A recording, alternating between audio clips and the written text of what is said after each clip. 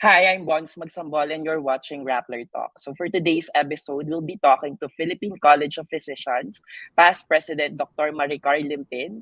We will talk about the implication of making wearing of face mask indoors voluntary. Hi, Doc Limpin. Welcome to the program. Yes, thank you. Hi, Bonds, and hello to everyone.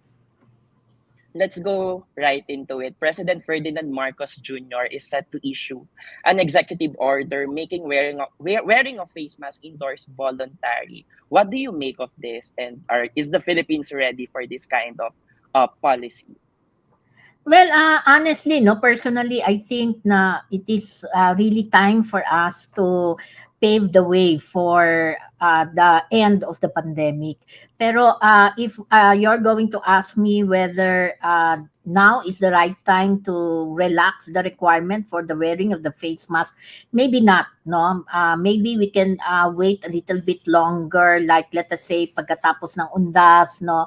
A week after the undas, let us try and see na what will happen.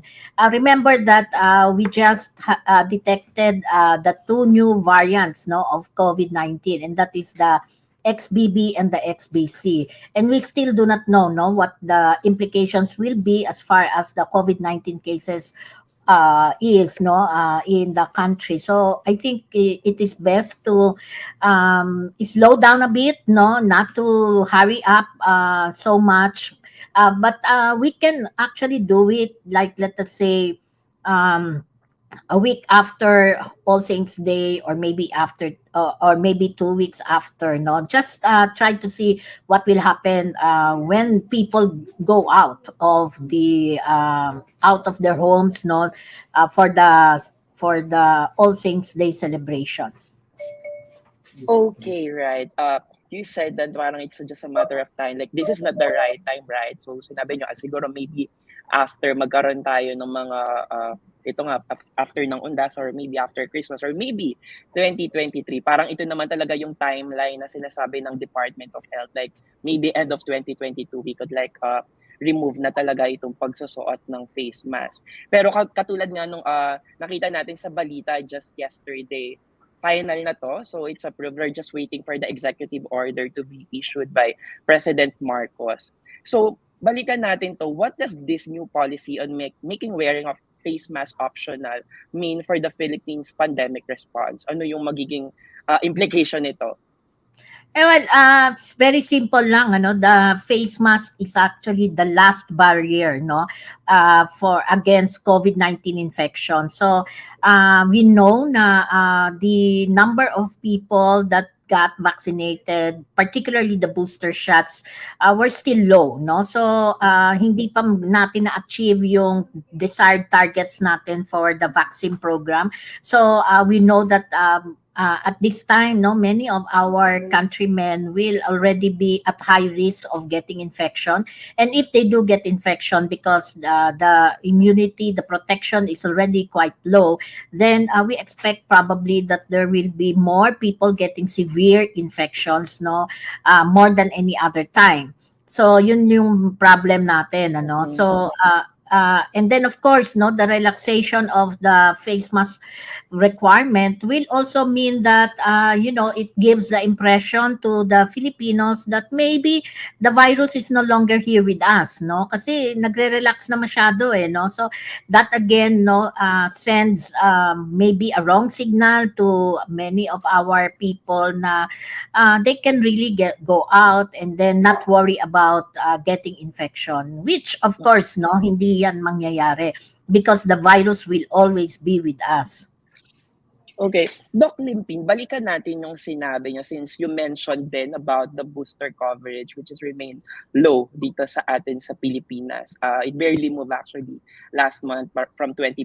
Parang ganun pa rin yung figure a month after.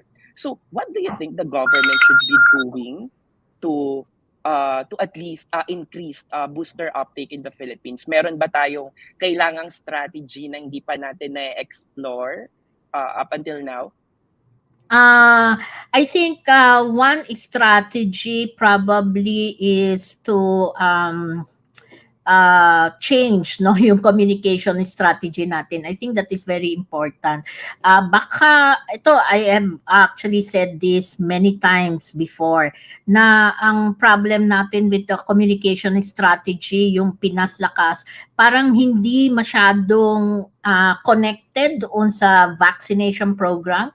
So we might want to, the government might want to take a look at the communication strategy para mas maengganyo yung mga tao no na magpabakuna, particularly the booster shots.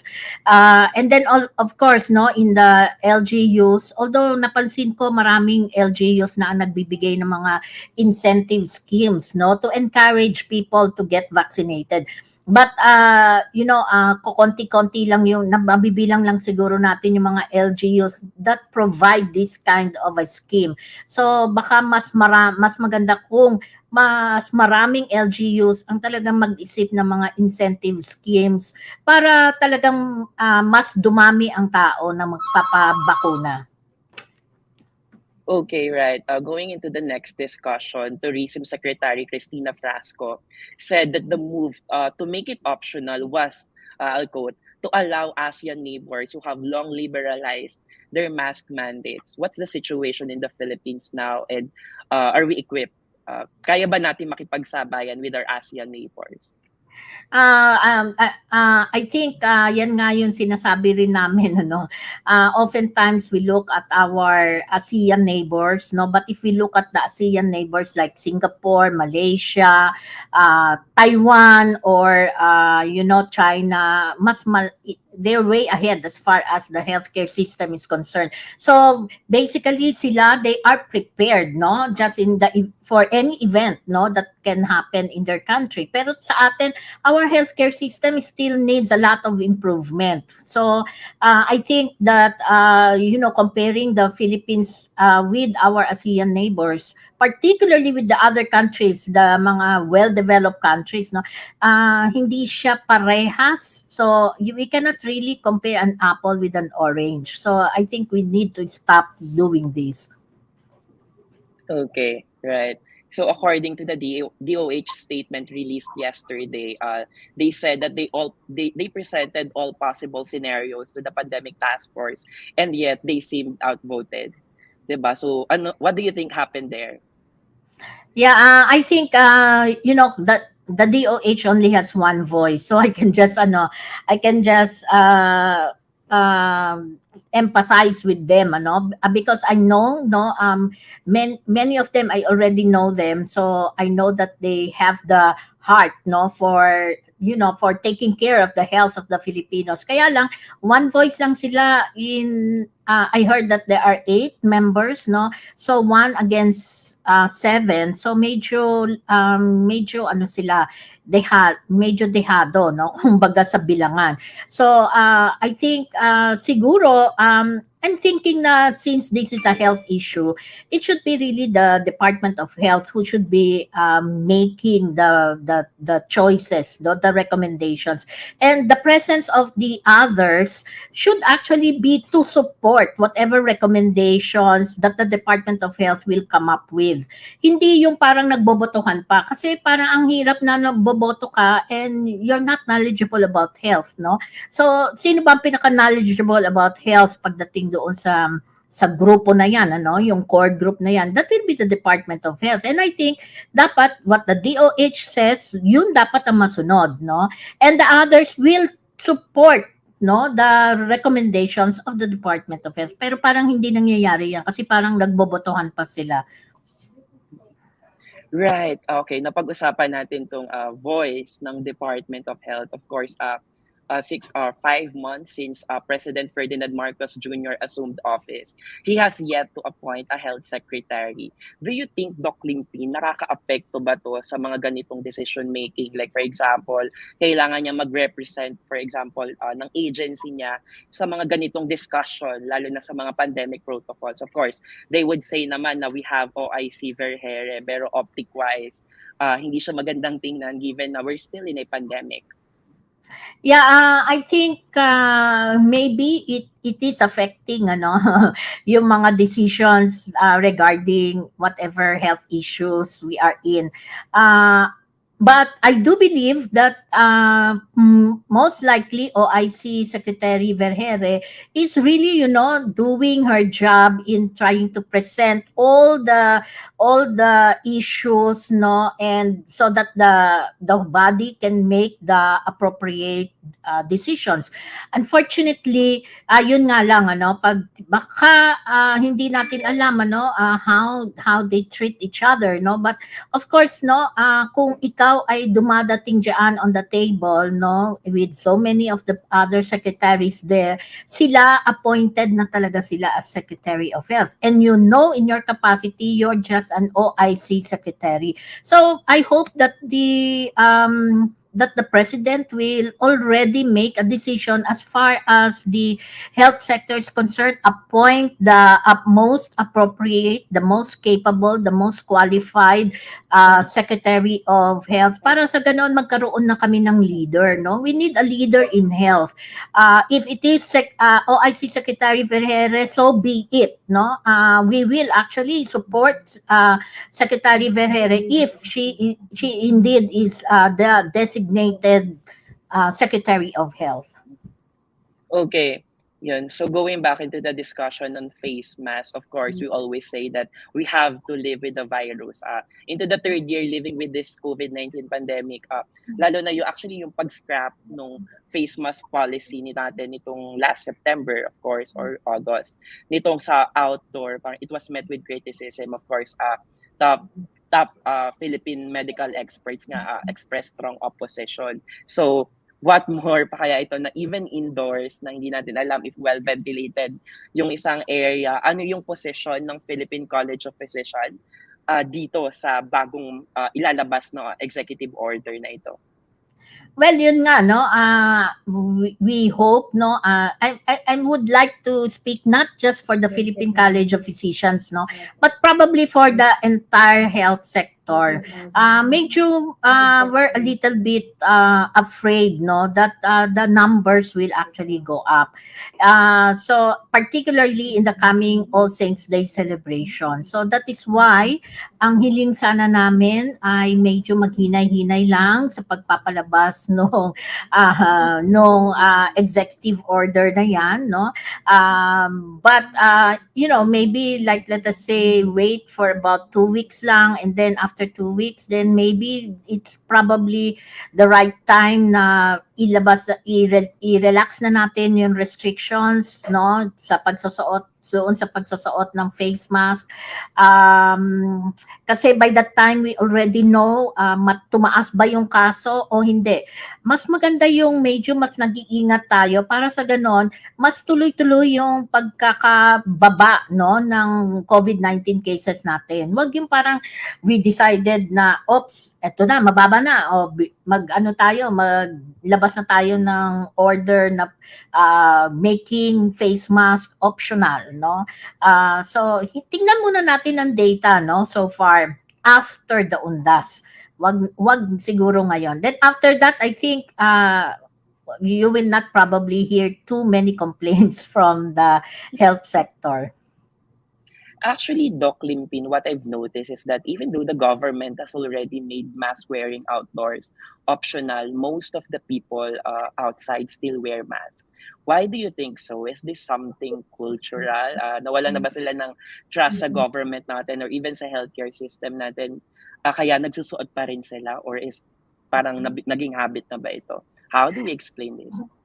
Yeah, actually kasi kung titignan natin, wala naman talagang hindi naman talaga nagrereklamo ang mga tao sa pagsusuot ng face mask. But if you look at the survey right now, no, 6 out of 10 Filipinos would be wearing the face mask. So right now 6 out of 10, so that's about 60%. But before mas mataas ang number ng mga Pilipino na magsusuot ng face mask compared to the 60%. So medyo bumaba na siya. And the reason kung bakit bumaba nga siya, because ginawa na nating optional yung pagsusuot ng face mask outdoor. Ngayon, pag ginawa na natin din yung pagsusuot ng face mask indoor, as being optional, no, no longer mandatory, then we can expect na ang number of Filipinos who will be wearing face mask will even go down lower, no, than what we have right now. So makikita natin na that the behavior is actually following whatever policies is being implemented. Right. Siguro just a refresher and for those watching us, even before the pandemic, some ASEAN countries have already been wearing face mask. Pwede nyo bang sabihin sa amin, of course, from the point of view ng isang medical experts, from the point of view ng isang medical expert, what are the benefits of wearing face mask? Of course, no, number one benefit niyan is the prevention of transmission of disease, infectious disease. So, and when we talk about infectious disease, we're not just talking about COVID-19, no? This can also refer to preventing the transmission of tuberculosis, no? Preventing transmission of other respiratory infectious diseases, no? Like, let us say, flu, no? Mas maanuhan din natin yan. So many other things na pwedeng makatulong sa pamamagitan ng face mask. And this particular strategy is nothing new. Matagal na naming alam that this is effective, and that is why ito yung isa sa mga very effective strategy na pwede nating gawin up to now, no, na medyo matagal. And I don't think that wearing of the face mask will really, dampen the spirit of the people in coming over to the country, no. So ang pinaka main point talaga, no, when it comes to deterring people, no, in coming over to the country will be the COVID cases, the number of COVID cases. Okay. So clearly, the Department of Health has a different stand on scrapping of mask wearing indoors. What do you think they should do now? Kasi clearly, they were outvoted. So do they need to tweak their messaging to encourage more people to still wear masks? Yeah, I think kasi kami yun ang aming gagawin, no. We will still encourage people to continue wearing the mask despite the possible release of the executive order making face mask optional. Okay, so kami talagang sasabihin pa rin namin that the virus is still with us. So let us maintain the last barrier of protection, and that will be the face mask. Okay. So to wrap up our discussion, Doc Limpin, millions of public school students, actually even private school students, are back to school for face-to-face classes. How do you think this policy will affect our implementation of face-to-face classes? Do students still need, yun ba yung, ano yung siguro advice nyo para sa mga schools natin or even sa Department of Education if magpa-follow ba sila dito sa new order or they will strictly enforce wearing of face mask inside school? Yeah, if I were the parents, no, of these school children, I will still make my child wear the face mask whether outdoor or indoor, no. Kasi actually there were already reports, no, for those who already had face-to-face classes even before, kahit hindi pa November, no, there were already yung mga university college students, they already have face-to-face classes, and there were already quite a big number of reports, no, among students getting COVID-19 infection, no. So I think it is best that we maintain face mask, wearing of face mask, regardless of whether indoor or outdoor, no. Yeah, better to have protection rather than not having any protection at all.